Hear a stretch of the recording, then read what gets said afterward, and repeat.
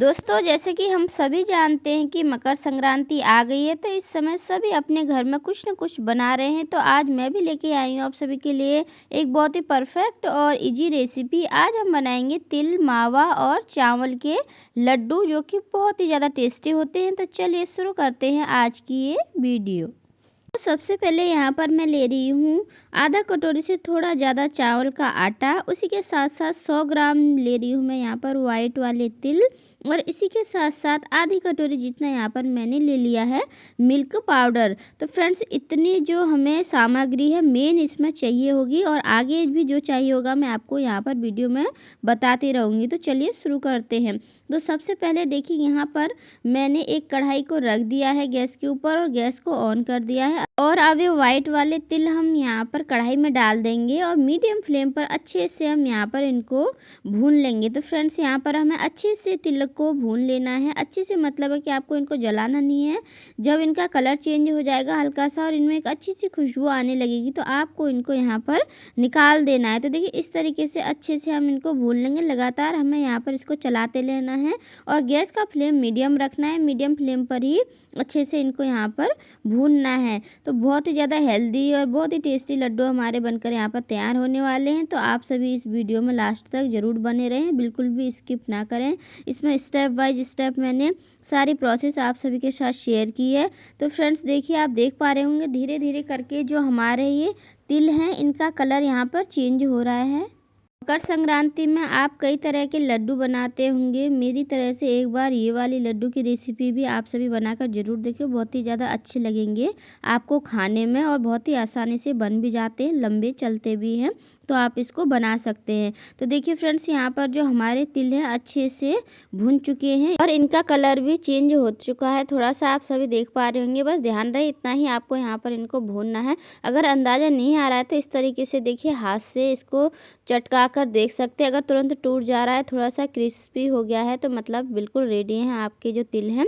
इस तरह से भी आप अंदाज़ा लगा सकते हैं। और सबसे अच्छी पहचान ये है कि इसमें एक अच्छी सी खुशबू आने लग जाएगी। तो देखिए फ्रेंड्स, अब हम यहाँ पर इसको निकाल लेंगे। तो इसको देखिए मैंने यहाँ पर एक प्लेट में निकाल लिया है और इसको हम थोड़ी देर के लिए अलग रख देंगे ताकि ये अच्छे से यहाँ पर ठंडे हो जाएं। और तब तक यहाँ पर देखिए हम इसके लिए मावा बनाएंगे। तो यहाँ पर मैं एक कढ़ाई में डाल रही हूँ 1 चम्मच जितना घी, और घी को अच्छे से हम यहाँ पर मेल्ट होने देंगे। यहाँ पर मैंने गाय का शुद्ध देसी घी लिया है, आप चाहें तो मार्केट वाला भी ले सकते हैं। इसके बाद देखिए, जब घी अच्छे से यहाँ पर मेल्ट हो जाएगा तो हम यहाँ पर इसमें डालेंगे 1 गिलास दूध। तो मैंने एक बड़े गिलास से मलाई वाला दूध ले लिया है और इसमें मैं डाल दे रही हूँ। इस तरीके से देखिए हम डाल देंगे और यहाँ पर अच्छे से इसको चला लेंगे। फ्रेंड्स, यहाँ पर घी के साथ मैंने दूध क्यों डाला है ये मैं आगे आपको वीडियो में बताऊंगी। अब देखिए, इस तरह से स्पून की मदद से अच्छे से हम यहाँ पर इसको मिक्स कर लेंगे। और फ्रेंड्स, गैस का फ्लेम अभी हम हाई रखेंगे। हाई फ्लेम पर ये सारी प्रोसेस हम यहाँ पर करेंगे।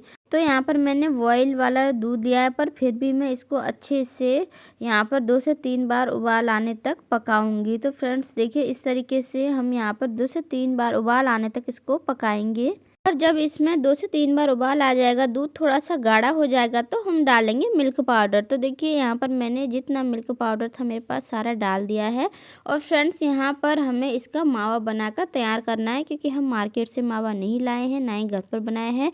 तो मिल्क पाउडर से ही हम यहाँ पर इन लड्डुओं के लिए मावा बनाकर तैयार करेंगे, जो कि खाने में बहुत ही ज़्यादा टेस्टी होता है, बहुत ही ज़्यादा सस्ता भी पड़ता है।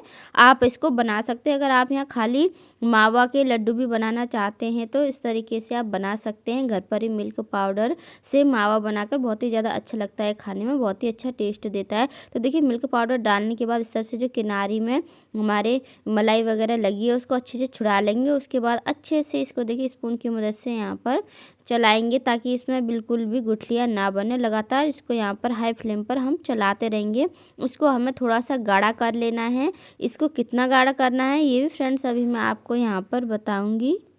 देखिए यहाँ पर हमें इसको लगातार चलाना बिल्कुल भी नहीं छोड़ना है, नहीं तो ये जल जाएगा, इस बात का आप ध्यान रखें। आप देख रहे होंगे धीरे-धीरे करके जो यहाँ पर हमारा दूध और मिल्क पाउडर है वो गाढ़ा हो रहा है और खोए के फॉर्म में यहाँ पर तैयार हो रहा है। तो फ्रेंड्स बहुत ही आसानी से बन जाता है, बहुत ही ज़्यादा टेस्टी लगता है खाने में। तो आप इस तरीके से मावा बनाकर, खोया बनाकर, जो भी आप बोलते हो बना सकते हैं। तो देखिए फ्रेंड्स कुछ इस तरीके का हमारा ये मावा हो जाएगा, तो हमें यहाँ पर अब गैस को बंद कर देना है और इसको थोड़ी देर के लिए ठंडा होने के लिए रख देना है। इसी स्टेज पर हम यहाँ पर गैस बंद कर देंगे और इसको भी हम अलग रख देते हैं थोड़ी देर के लिए, ताकि अच्छे से ये ठंडा हो जाए, उसके बाद ही हम इसका यूज करेंगे। और अब देखिए हमारे जो तिल थे अच्छे से यहाँ पर ठंडे हो चुके हैं, तो अब हम इसको एक मिक्सर जार में डालेंगे और इनका यहाँ पर एक पाउडर बनाकर तैयार कर लेंगे। तो देखिए पाउडर आप अपने अनुसार बना सकते हैं, दरदरा भी बना सकते हैं, फाइन भी बना सकते हैं। मैंने एकदम फाइन पाउडर बनाया है इसका।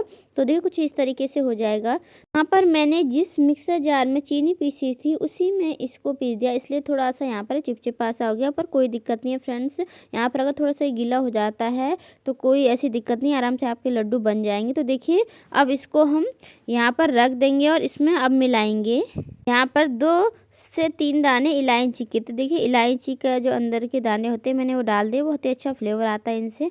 और इसी के साथ साथ यहाँ पर अब डालेंगे 2 चम्मच पिसी हुई चीनी। यहाँ पर फ्रेंड्स मैंने चीनी को मिक्सर जार में डालकर पीस लिया था और उसी को मैं यहाँ पर इसमें डाल दी हूँ। यहाँ पर आप बुरा भी ले सकते हैं। और इस तरीके से देखिए अब इन सभी को हम अच्छे से मिला लेंगे। चीनी डालने के बाद चीनी और ये जो तिल का पाउडर है इनको अच्छे से यहाँ पर मिक्स कर लेना है। इसके बाद अब हम इसमें डालेंगे चावल का आटा। तो देखिए यहाँ पर मैंने 1 कटोरी जितना चावल का आटा भी इसमें डाल दिया है। बहुत ही अच्छा टेस्ट आता है, बहुत ही अलग हमारे लड्डू यहाँ पर बनकर तैयार होते हैं। तो देखिए यहाँ पर इस तरीके से चावल का आटा डालने के बाद इन सभी को अच्छे से हम मिला लेंगे, ताकि ये सभी आपस में अच्छे से मिक्स हो जाए। तो फ्रेंड्स यहाँ पर घर का ही चावल का आटा लिया है मैंने, आप चाहें तो मार्केट में पैकेट भी मिलता है चावल के आटे का, वो भी ले सकते हैं, और नहीं तो इस तरीके से घर पर बनाकर भी तैयार कर सकते हैं। तो देखिए अच्छे से हम यहाँ पर इनको मिला लेंगे, बिल्कुल भी गुठलियाँ नहीं रहने देंगे चावल का आटा और तिल में। तो देखिए अच्छे से यहाँ पर हमने इसको एकदम फाइन मिला लिया है, बिल्कुल बढ़िया से आपस में मिल चुके हैं। और यहाँ पर अब देखिए हमारा जो ये मावा बनाया था हमने मिल्क पाउडर से, वो भी अच्छे से ठंडा हो चुका है। तो अब हमें ये मिश्रण इसमें डाल देना है। तो इस तरीके से देखिए सारा जो हमारे पास मिश्रण है इसको इसमें डाल देंगे। और ध्यान रहे यहाँ पर जब ये मावा अच्छे से ठंडा हो जाएगा उसके बाद ही हमें यहाँ पर ये मिश्रण इसमें डालना है। तो देखिए अब हमें अच्छे से यहाँ पर देखिए इन सभी को मिला लेना है। तो फ्रेंड्स यहाँ पर हमें जो इसका लड्डू के लिए डो बनाना है वो ना ही ज़्यादा सॉफ्ट बनाना है और ना ही ज़्यादा हार्ड बनाना है। तो देखिए इस तरीके से हमें अच्छे से इसको यहाँ पर मिला लेना। अभी आपको लग रहा होगा कि ज़्यादा ही सख्त है इसका डो, पर फ्रेंड्स सख्त नहीं है। अभी मैं आपको दिखाऊंगी कि एकदम यहाँ पर इसका सॉफ्ट डो बनकर तैयार होगा। तो यहाँ पर देखिए इस तरीके से अच्छे से हमें मिला लेना है इन सभी को आपस में। तो फ्रेंड्स यहाँ पर देखिए अच्छे से मिल चुकी है। और यहाँ पर अब मैं इस कढ़ाई को हटा दूंगी और इसको एक प्लेट में ट्रांसफ़र कर लूँगी। तो देखिए इस तरीके से इसका जो डो है हो जाएगा। तो फ्रेंड्स चावल का आटा है तो यहाँ पर इस तरीके से हल्की दरारें इसमें रहेंगी ही। अगर आप ज़्यादा इसको सॉफ्ट बनाएंगे तो ये जो हमारे लड्डू है बहुत गीले गीले हो जाएंगे, अच्छी सी शेप भी नहीं ले पाएंगे, इसलिए हल्का सा यहाँ पर हमें इसको इस तरीके से सख्त रखना ही पड़ेगा। तो देखिए अब हम इस तरीके से इसके लड्डू बनाकर तैयार करेंगे। अगर फ्रेंड्स इस तरीके से नहीं बन पाते तो आप दोनों हाथों की मदद से कुछ ऐसे करके भी इसको गोल गोल बना सकते हैं, गोल अच्छी सी शेप यहाँ पर इसको दे सकते हैं। तो देखिए इस तरह से यहाँ पर हम इसको लड्डू की शेप दे देंगे और फाइनली एक हमारा लड्डू यहाँ पर बनकर अच्छा सा चावल का रेडी हो चुका है। तो देखिए फ्रेंड्स यहाँ पर पहला लड्डू बन चुका है। अब सेम ऐसे ही हम यहाँ पर दूसरा लड्डू भी बनाकर तैयार करेंगे। साइज आप अपने अकॉर्डिंग यहाँ पर रख सकते हैं, छोटा बड़ा आप जितना भी रखना चाहें।